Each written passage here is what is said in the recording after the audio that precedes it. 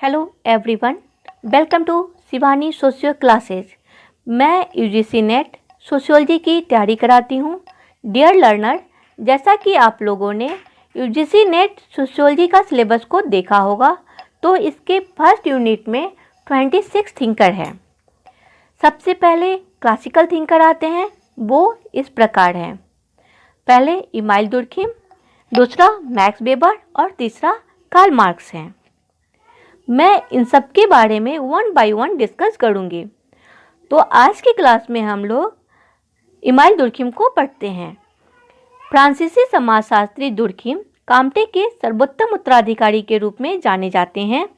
Durkheim का जन्म 15 अप्रैल 1858 में फ्रांस के एक छोटे से कस्बे एपिनल में हुआ था। सामाजिक विचारधारा के क्षेत्र में इनका योगदान एक मील के पत्थर के समान है। कहा जाता है कि दुर्खिम भी काम्टे की तरह ही पॉजिटिविज्म थे। अगस्त काम्टे जो साइंटिफिक अप्रोच की बात करते हैं, उसे स्थापित करने का काम दुर्खिम करते हैं। काम्टे की भांति ही धार्मिक और तात्विक विचारधारा से वे बहुत दूर रहना चाहते हैं। तो उस समय जो विचारधाराएं चल रही थी, उसे वो वैज्ञानिक दृष्टिकोण से लाना चाहते थे। समाज के बारे में जो भी अध्ययन किए जा रहे थे, समाज से संबंधित जो भी सिद्धांतों का निर्माण हो रहा था, उनका आधार वैज्ञानिक हो। दुर्खिम सदैव वैज्ञानिक दृष्टिकोण को लाने के लिए सचेत रहे हैं। इसलिए वैज्ञानिक पद्धति को ही उन्होंने अपने समस्त अध्ययन का आधार बनाया है। दुर्खिम का विश्वास था कि समाज या सामाजिक घटनाएं इतनी भी सरल नहीं है कि केवल उन्हें कल्पना के आधार पर या सामान्य अध्ययन के आधार पर समझा जा सके। इसलिए वास्तविक तथ्यों का संकलन अति आवश्यक है। काल्पनिक आधारों पर की गई किसी भी घटना की व्याख्या या इधर उधर के कारकों की सहायता से अध्ययन करना उचित नहीं है। समस्त सामाजिक घटनाओं का मूल कारक तो समाज स्वयं ही है।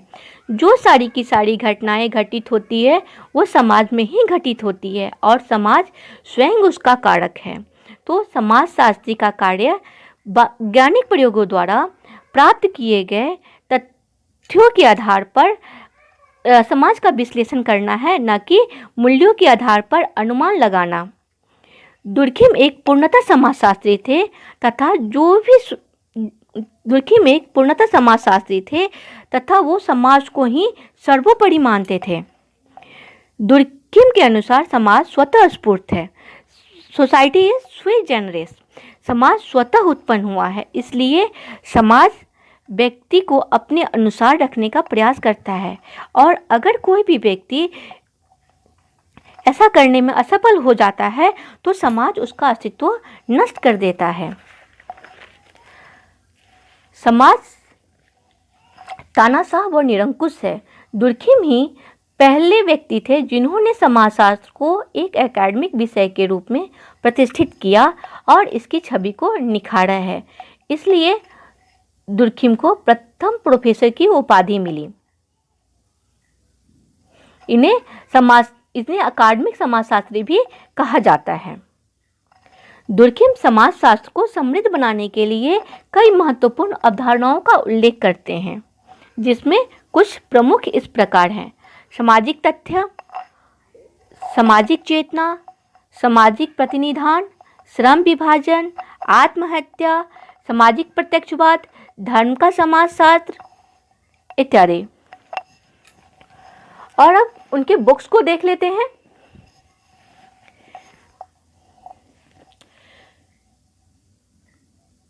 The division of labour in society 1893, rules of sociological method 1895, suicide 1897, the elementary forms of religious life 1912,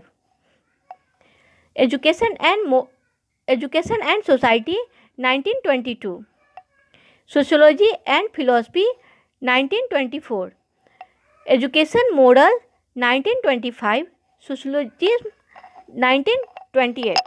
मैं दुर्खिम को और आगे ले जाने से पहले आप लोगों को ये बता दूं कि ये क्लासेस आप लोगों के लिए बहुत ही हेल्पफुल होने वाले हैं।